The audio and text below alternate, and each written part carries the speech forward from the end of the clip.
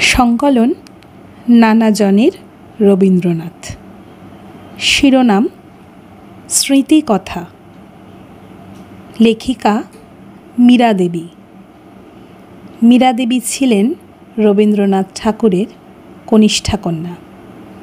তাঁর জন্ম হয়েছিল 1892 সালে।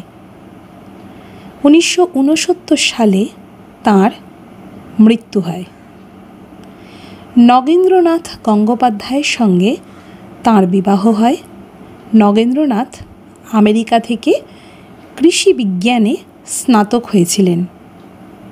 মীরা দেবী পার্বণী নামে বাংলা ভাষায় ছোটদের প্রথম বার্ষিক পত্রিকা প্রকাশ করেন। তাঁদের কন্যা নন্দিতার সঙ্গে কৃষ্ণ কৃপালনীর বিবাহ হয়। স্মৃতিকথা মীরা দেবী। 1901-এর কাছাকাছি বাবা যখন দেহলিতে ছিলেন তখনকার কথা বলি। দেহলির সিঁড়ি ভারী খারাপ ছিল। উঁচু উঁচু ধাপের সরু একটা সিঁড়ি, তা দিয়ে উঠতে বেশ কষ্ট হতো। সিঁড়ি দিয়ে উঠে দোতলায় সরু একটি বারান্দা, সেখান দিয়ে 2-1 ধাপ উঠে ঘরে যেতে হতো। বাবা কেন যে এত সিঁড়ি পছন্দ করতেন জানি না। তিনি যে বাড়িতেই থেকেছেন তার এ ঘর থেকে ও ঘরে যেতে 2-1 ধাপ সিঁড়ি থাকবেই। কোণার্কে কিছুদিন ছিলাম, চোখে তখন কম দেখি, সেই জন্যে ওখানে ভয় ভয় থাকতুম যে সিঁড়ি দিয়ে ওঠানামা করতে কখন বা পড়ে যাই। বাবা সেই যে সকালবেলায় লিখতে বসতেন, স্নানাহারের জন্য যেটুকু সময় দরকার কেবল সেই সময়টুকুর মতো তাঁর কলম বন্ধ থাকত। খেয়ে উঠে আবার লিখতে বসতেন। তখন বাইরে রোদে কাঠ ফেটে যাচ্ছে ও লুয়ের মতো গরম হাওয়া বইছে। যতই গরম হোক না, বাবা কখনো দরজা জানালা বন্ধ করতেন না। আমরা গরমের ভয়ে ঘর অন্ধকার করে রেখেছি দেখলে বিরক্ত হতেন আর বলতেন, যত গরম গরম করবি তত বেশি গরম লাগবে। বাবা জন্মেছেন বৈশাখের খররৌদ্রে, তাই বোধহয় রোদকে ভয় করতেন না। সূর্যের সঙ্গে তাঁর মিতালি ছিল। তাঁর রবি নাম রাখা সার্থক হয়েছিল। বড় পিসিমার কাছে শুনেছি যে বাবার অন্য ভাইরা যে ঘরে জন্মেছেন বাবা সে ঘরে হননি।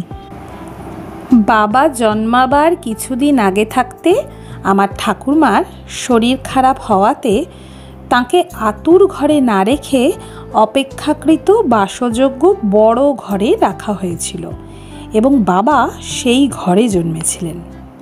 বাবা কোন ঘরে জন্মেছেন সেটা অনেকেই জানতে চান, কিন্তু তার হদিশ দেওয়া সম্ভব নয়।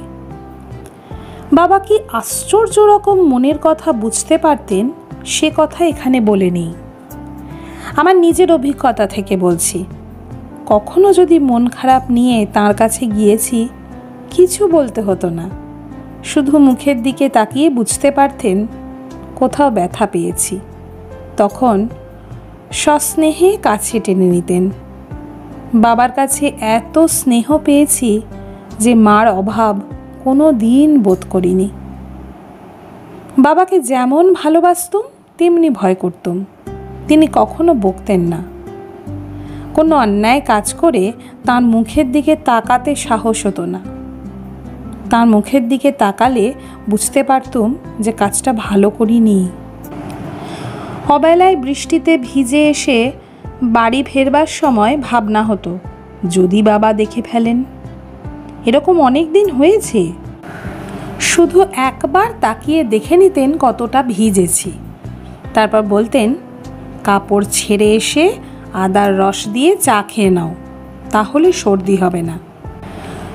সুধাকান্ত আমাকে একবার একটা চিঠিতে লিখেছিলেন বাবার বিরক্তি সম্বন্ধে। তিনি অসন্তুষ্ট হলে গাম্ভীর্য এতই রাশভারী ছিল, তখন তাঁর ঘরে ঢুকতে কেউ সহজে সাহস করত না। অভিমানও ছিল তাঁর গাম্ভীর্যপূর্ণ। বহুবার বহু কারণে তার এই দুই রকমের গাম্ভীর্য আমি স্বচক্ষে দেখেছি। সুধাকান্তের চিঠি থেকে এই কলাইন উদ্ধৃত করার লোভ সংবরণ করতে পারলুম না। বাবা নিজের লেখাপড়ার কাজে ব্যস্ত থাকলেও তারই মধ্যে রোজ সকালে আমাকে নিয়ে পড়াতে বসতেন। বেশিরভাগ সময় গোল্ডেন ট্রেজারি থেকে বেছে বেছে কবিতা পড়াতেন। আমি ভালো মুখস্থ করতে পারতুম না, কিন্তু বাবা সুন্দর উপায়ে মুখস্থ করিয়ে দিতেন। যেখানটা আমার মনে পড়তো না সে জায়গার কবিতার ছবিটা মনে করিয়ে দিতেন। তখন আস্তে আস্তে সবটা মনে পড়ে যেত। যে কবিতাটা মুখস্থ করাতে চাইতেন সেটা বার কতক লিখতে বলতেন। লিখতে লিখতে আপনি মুখস্থ হয়ে যেত। চেঁচিয়ে পড়ে পড়ে মুখস্থ করার চেয়ে লিখতে লিখতে কত সহজে মুখস্থ হয়ে যায়, স্কুলের ছেলেমেয়েরা যদি একবার জানতো তাহলে নিশ্চয়ই আমার পন্থা ধরত।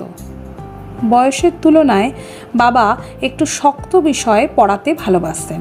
তিনি বলতেন, ছেলে মানুষ বুঝতে পারবে না বলে যদি ছেড়ে দেওয়া হয় তাহলে কোনো কালে তারা ভাবতে শিখবে না। ক্রমে আমাকে টেনিসন ও ওয়ার্ডসওয়ার্থের কবিতাগুলি, সোরাব ও রুস্তমের কাহিনী, তারপর এনাক আর্ডেন ইত্যাদি ইংরেজি সাহিত্যের কতকগুলি শ্রেষ্ঠ কবিতার সঙ্গে পরিচয় করিয়ে দিলেন।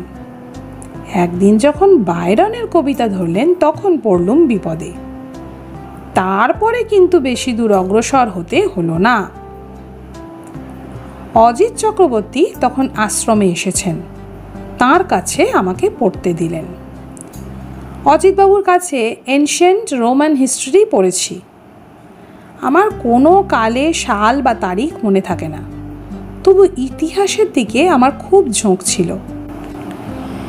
বাড়ি ঘর, দেশের অবস্থা কীরকম ছিল, অতীতে লোকের চালচলন কেমন ছিল, তারা দেখতে কেমন ছিল, এই সব জানতে ইচ্ছে করত। সেই বইটার চেহারা অবধি আজও মনে আছে। হঠাৎ একদিন আমার সেই সময়কার একটি রোমান ইতিহাসের নোট লেখা খাতা পুরনো আবর্জনা থেকে বেরিয়ে পড়ল। দেখে নিজের আশ্চর্য লেগেছিল যে কি করে পাতার পর পাতা এতখানি নির্ভুল ইংরেজিতে লিখেছি। এ প্রসঙ্গে মনে পড়ছে, শিলাইদহে দিদিকে পড়াবার জন্য একসময় লরেন্স সাহেব ও একজন সংস্কৃত পণ্ডিত ছিলেন। আমিও লরেন্স সাহেবের কাছে পড়েছি। তার একটা শখ ছিল গুটি পোকা পোষা। অনেক সময় তার গায়েও গুটি পোকা ঘুরে বেড়াতো। অজিতবাবু আশ্রমে আসার কিছুদিন আগে সতীশচন্দ্র রায় এসেছিলেন। তাঁর অকাল বিয়োগের পর অজিতবাবু আসেন। দাদাদের মুখে সতীশবাবুর কথা খুব শুনেছি, কিন্তু তার সঙ্গে পরিচিত হবার সৌভাগ্য আমার হয়নি। অজিতবাবুর কাছে ইংরেজি কবিতাও পড়েছি। তিনি বেশ আবৃত্তি করতে পারতেন, নিজেও কবিতা লিখতেন। অজিতবাবু যে শুধু ভালো পড়াতে পারতেন তা নয়, ভালো অভিনয়ও করতে পারতেন। তার গানের গলাও ছিল সুন্দর। মনে পড়ে দেহলির একতলার ঘরে একটা ডোয়ারকিনের হারমোনিয়াম ছিল। হারমোনিয়াম বাজিয়ে অজিতবাবু একটার পর একটা বর্ষার গান গেয়ে চলেছেন। বাইরে ঝমঝম করে বৃষ্টি পড়ছে, সেই বৃষ্টির ধ্বনি ঝাঁপিয়ে তার গলা শোনা যেত। বাবা শুধু লেখাপড়া নিয়ে থাকতেন তা নয়, তারই মধ্যে বিদ্যালয়ের কাজকর্ম ঠিকমতো চলছে কিনা সে খোঁজও নিতেন। রাত্রিরে ছেলেরা শোবার পরে তাদের ঘর একবার ঘুরে দেখে আসতেন, সবাই ঠিকমতো মশারি গুঁজেছে কিনা। বরাবর দেখেছি কারো অসুখ করলে বাবা স্থির হয়ে থাকতে পারতেন না। যখন নিজে হেঁটে যাবার মতো ক্ষমতা ছিল তখন বিদ্যালয়ের ছেলেদের কারো কিছু হলে নিজে গিয়ে ওষুধ খাইয়ে দিয়ে আসতেন। ইদানিং আর ততটা হাঁটতে পারতেন না। তখন তার হয়ে সুধাকান্ত রায়চৌধুরীকে তাদের খবর নিতে পাঠাতেন। আমার কিছু হলে সুধাকান্তকে মালঞ্চে গিয়ে আমাকে দেখে আসতে হতো। শুধু ওষুধ দিলে হতো না, সুধাকান্তকে আবার গিয়ে খোঁজ নিয়ে আসতে হতো ওষুধ খেয়েছি কিনা। ওষুধ খাওয়ার বিষয়ে আমার বড় কুঁড়েমি ছিল। একবার অনেক দিন ধরে জ্বরে ভুগেছিল। বাবা বিছানায় এসে বসে কপালে হাত দিলে মনে হতো কষ্ট অনেক কমে গেছে। আবার বাবা উঠে গেলেই ছটপট করতে শুরু করতাম। বাবা আমাদের মায়ের অভাব বোধ করতে কখনো দেননি, আবার অতিরিক্ত আদর দিয়েও নষ্ট করেননি। বাবা আমাদের নিয়ে নানা রকম ইনডোর গেমস খেলতেন। একটা ছিল কোনো লাইন লিখে তার শেষের কথাটা বলে দিতেন, তারপর সেটা দিয়ে আমাদের আবার একটা লাইন লিখতে হতো। এমনি করে অনেক সময় বেশ একটা গল্প তৈরি হয়ে যেত। বাবার সম্বন্ধে আরেকটা কথা বলি, বাবা মাথা থেকে নানা রকম রান্না বের করতে ভালোবাসতেন এবং মাকে দিয়ে সেগুলো রাঁধাতেন। একবার মনে এলো ঘিয়ের বদলে আটা মাখবার সময় ক্যাস্টর অয়েল দিয়ে মাখলে কেমন হয়।